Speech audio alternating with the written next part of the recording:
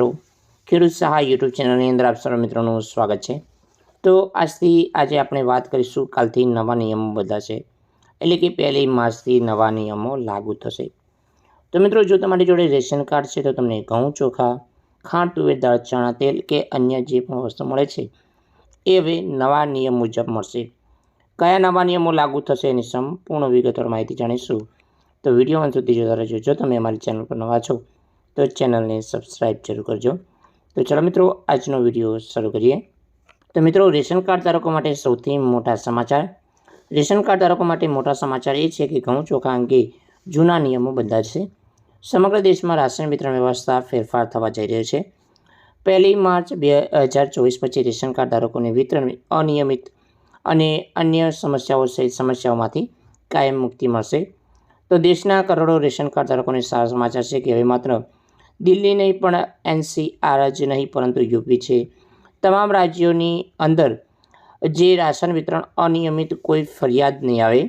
1 March 2024થી સમગ્ર દેશમાં ration વિતરણ વ્યવસ્થા ફેરફાર થવા જઈ રહી છે, એટલે કે 1 માર્ચ 2024 પછી રેશન કાર્ડ ધારકોને વિતરણની અનિયમિત અને અન્ય સમસ્યાઓ સહિત સમસ્યાઓમાંથી કાયમ માટે મુક્તિ મળશે। જિલ્લા મથકે બેઠેલા અધિકારીઓ દ્વારા ગામડાઓ અને સમગ્ર જે ગ્રામ્ય વિસ્તારોમાં બેઠેલા ગ્રાહકો અને દુકાનદારો પર નજર રાખવામાં આવશે। તો મિત્રો, જિલ્લા પુરવઠા અધિકારી દ્વારા વિભાગમાં બેઠેલા અધિકારીઓ હોય કે દિલ્હીમાં બેઠેલા અધિકારીઓ કે ગુજરાતમાં બેઠેલા તમામ અધિકારીઓ દરેક હવે PDSની દુકાનો અછત પર ખાસ નજર રાખશે। દેશભરમાં e-પોસ મશીન લગાવવામાં આવશે। હવે ગામમાં બેઠેલા લોકોને આ મશીન દ્વારા જ રાશન મળવાનું થશે। દુકાનદારો ગ્રાહકોને કેટલા ઓછા ઘઉં, ચોખા આપી રહ્યા છે તેનો માહિતી પણ તેમને મળશે। તો 1 માર્ચ 2024થી દેશભરના કરોડો રેશન કાર્ડ ધારકોને હવે રાજ્યના જિલ્લા પુરવઠા વિભાગ ફરિયાદ કરવાની જરૂર પડશે નહીં। દેશના 80 કરોડથી વધુ રેશન કાર્ડ ધારકોને હવે ઘટાડા અંગે ફરિયાદ રહેશે નહીં, કારણ કે જિલ્લા પુરવઠા વિભાગ અધિકારીઓ તેમની રાજ્ય અને દિલ્હીમાં બેઠેલા અધિકારીઓ રાશન માપણી કોઈ પણ પ્રકારની ગેરરીતિ થવા દેશે નહીં।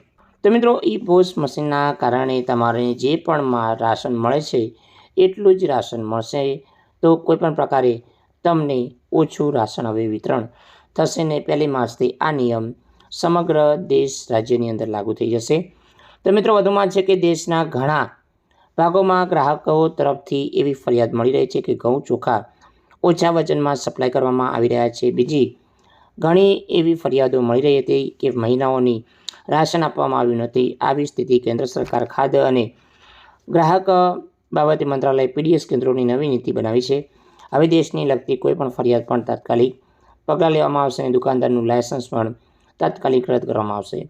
તો એકંદરે જો દુકાનદાર તમને ઓછું રાશન આપે છે અથવા તમને ઓછા વજનમાં માલ આપે છે તો તમને દિલ્હીમાં બેસેલા દુકાનદારો અથવા રાજ્યના જે PDS અધિકારીઓ છે એ લાયસન્સ રદ કરાવી શકે છે।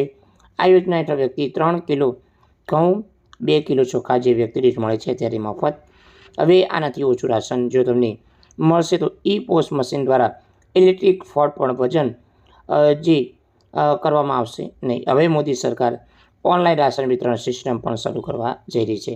તો મિત્રો, e-પોસ મશીન એવું માધ્યમ છે કે તમને હવે મફત રાશન અંતર્ગત જે પણ તમને મળે છે એની અંદર 1 ગ્રામ પણ હવે તમને ઓછું રાશન મળવાપાત્ર રહેશે નહીં। તો આ નિયમ 1 માર્ચથી સમગ્ર દેશ રાજ્યની અંદર લાગુ થઈ જશે। તો જય હિન્દ મિત્રો, વંદે માતરમ, જય ગરવી ગુજરાત।